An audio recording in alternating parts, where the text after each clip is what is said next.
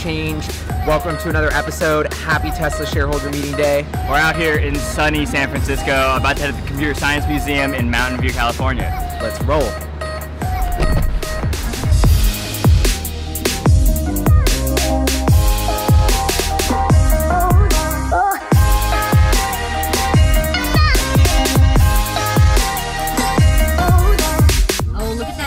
Look, what is that? Look at the car that's under the wrap. Check this out. Something's under here. Alright, we're in Mountain View. Some sort of cloaked car right there. Could be fully spec'd out Model 3, could be Model Y. Should we go check it out? Yeah, Jay Filchi with the HyperChange. Yep, easily. They wouldn't cover it if it wasn't never before seen. It's something special. It's something special. It's not just like the Roadster. Or maybe that is special enough. And we're gonna get tested. Definitely looks like that car, Julian, bro. that friend with the nicest phone in the worst condition.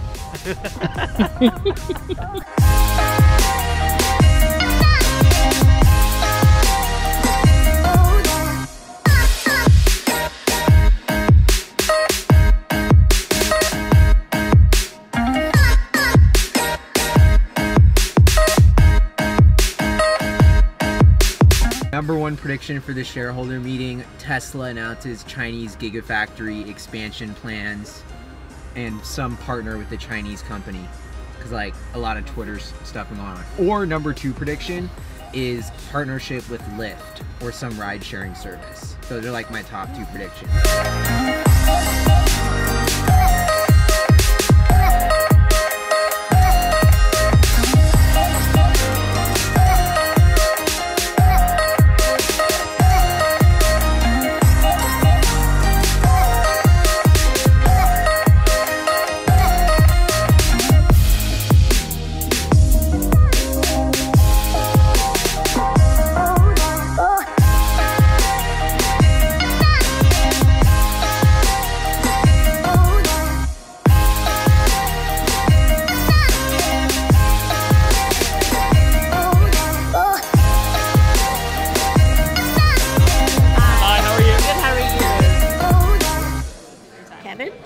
Yeah, for what are the shirts? HyperChange, we're a YouTube channel that covers Tesla lots. And then we give you the stamp so we'll let you in. Wonderful. Or you can join them in. And here's your agenda for Thank you so much. Back in action.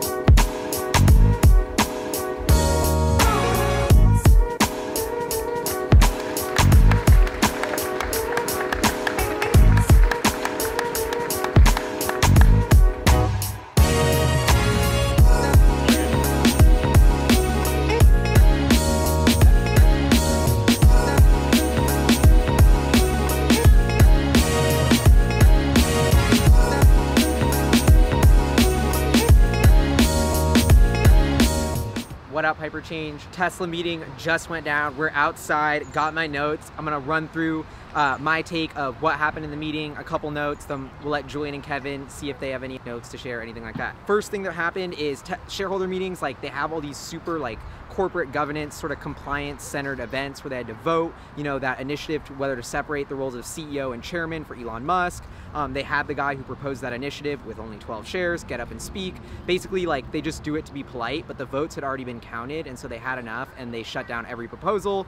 Long story short, Kimball Musk, all those guys still on the board, Elon's still the CEO and the chairman. Of course, that all passed. Okay, so Elon Musk gets on stage for the Q&A. This is where it gets fun. He starts by saying that he's super proud of the team and like I don't know, it was just sort of an emotional intro, and this is something that I think a lot of people gloss over, but he said that they make the cars with love and just that they really care about the products they're putting out. And I think like just him showing appreciation for the team and just thanking the team is super important, and like I love that part of Tesla's culture.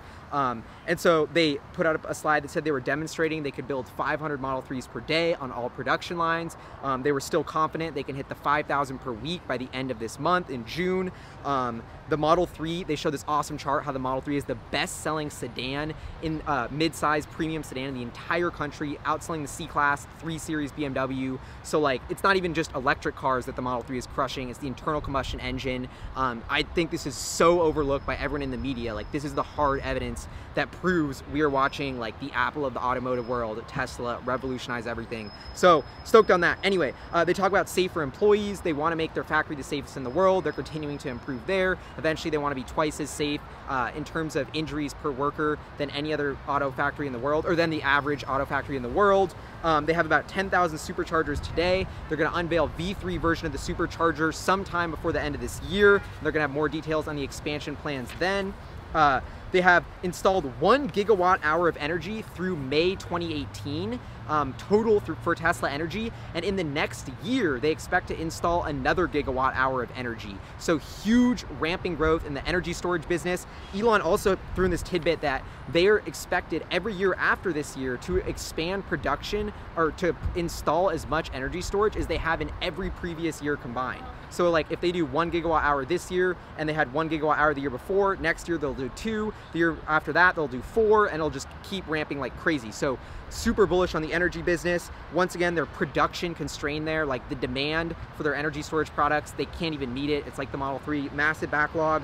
Still expecting positive cash flow and earnings in Q3 and Q4. This is actually important because we're only a month away from the start of Q3, so they have really good visibility into the financials. You know, it's right around the corner, and once again, Tesla commits to being profitable. Elon says they're not raising debt or equity. He specified both.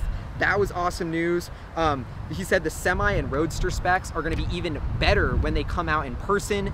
So like the range of the Semi is gonna be even better when they actually unveil it. He also mentioned how the Roadster that they unveiled those specs was just the standard base model. So they're gonna have some sort of like SpaceX option package, potentially moonshot, maybe the car can actually fly. I don't know if it'll make it to Mars, but Q&A section. Biggest competitive strength, and the first Q&A questions were from Twitter, and then they had a Q&A session where you could get up and ask questions. So from the Twitter questions, some of my big takeaways were that Tesla, once again, their biggest competitive strength long-term will be manufacturing. And I think the company, one thing that people discount about Tesla is how rapidly they're learning, like how much knowledge they gain from the Model 3 ramp. You know, I think every car that Tesla builds, they get better and better at building it, and that expertise in manufacturing is going to be their competitive advantage long-term, and Elon doubled down on that in the meeting. They talked about battery production costs. Can they get better than $100 per kilowatt hour? They say if commodity prices stay flat, they can do this very near term at the cell level. Long term, they think they can get at $100 per kilowatt hour at the pack level. JB went on to comment that says, we test all sorts of batteries from all sorts of startups, all kind of companies. We can't find a better battery in terms of energy density and efficiency than Tesla's, and I believe it, and that's why Tesla's the only electric car maker that actually reports their gross margins, because their battery costs are much cheaper than everybody else's, and that's why everybody's losing a boatload on electric vehicles, because they're outsourcing, buying third-party batteries, which are way more expensive. So that is a big part of Tesla's advantage.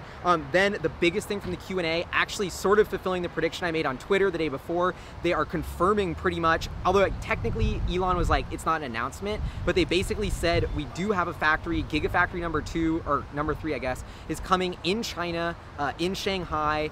They're super excited about it, and we're gonna get like a formal announcement about that soon. My biggest question is like, how are they gonna pay for that? Maybe they have a partner, maybe they're gonna do an equity raise to pay for that. Anyway, but the point being, Gigafactory is coming in China. This is gonna be huge news because it means that Tesla can produce vehicles and sell them directly in China, avoiding a massive import tariff. And Tesla's already crushing it in China, more than $2 billion in revenue in 2017. So without that tariff, their cars get cheaper and they get even more competitive. And I think that's gonna be a big tailwind for Tesla's growth in China. Eventually they want to have 10 to 12 gigafactories around the world. Thought that was a cool fun fact.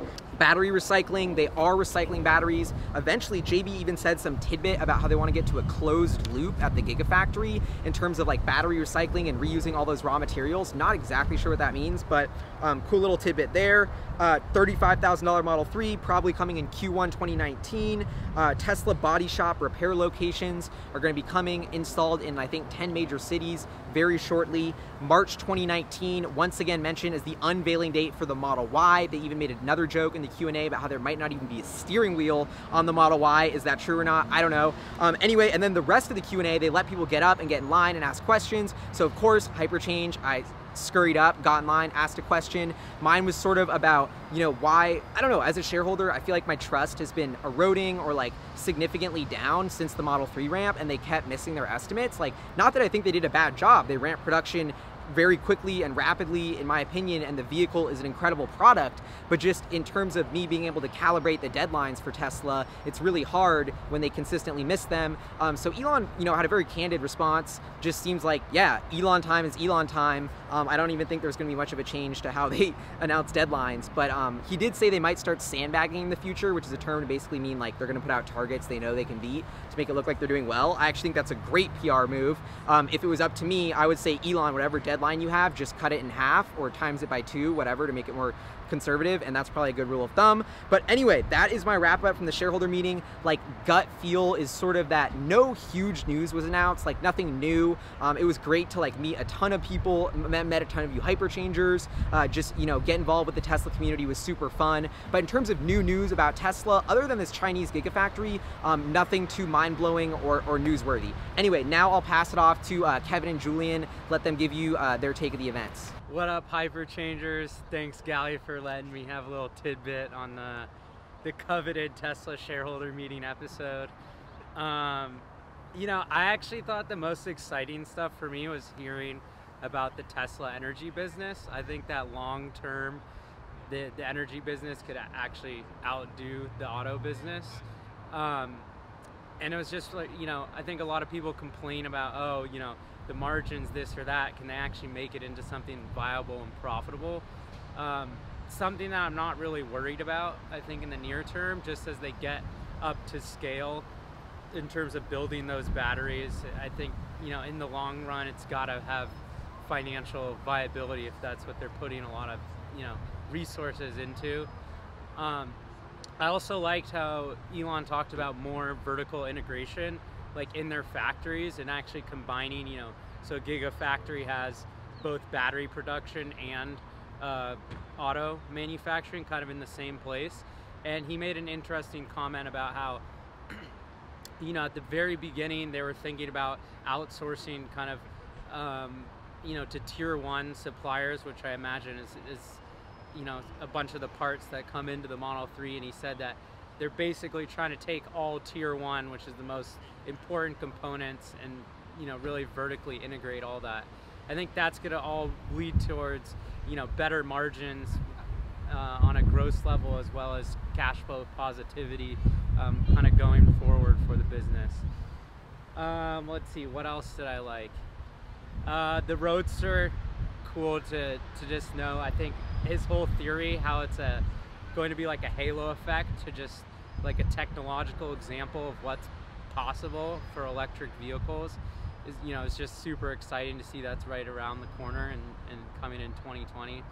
And then just echo kind of what Gally said, love the comment on potentially no steering wheel in the Model Y. I think that's just a crazy concept that is bound to happen eventually, and I believe that Tesla could be the first car company to actually execute that. What up, HyperChange? We had a really good time. It was really awesome to get to hear Elon, I think, just talk sincerely and from the heart.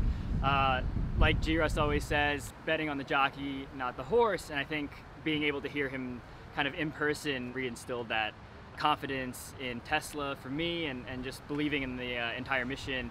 I was really actually pretty excited, kind of building off of Julian's point about the energy business. The solar roof tiles I thought was really cool, that they were rolling them out and testing them, and Elon was saying that they need 30 years worth of durability, but they're trying to push it to, you know, 50 years, something like that. And I think aesthetically they look amazing, and I've been such a fan of them since they announced it. Really hyped on China. We were in China a year ago, and we read in the newspaper that they had kind of been talking about something going on with Tesla in Shanghai, and to be here and hear them kind of confirm it a little bit was so cool. Shanghai is awesome. I love Shanghai so much. I think it's going to be a huge step for Tesla to have a base overseas. You're from Shanghai, right? I'm from Shanghai, or my family is. That's about it. I had a great time. This is such an awesome. If you guys, HyperChangers, anybody, you guys get the chance to come, you guys have to come.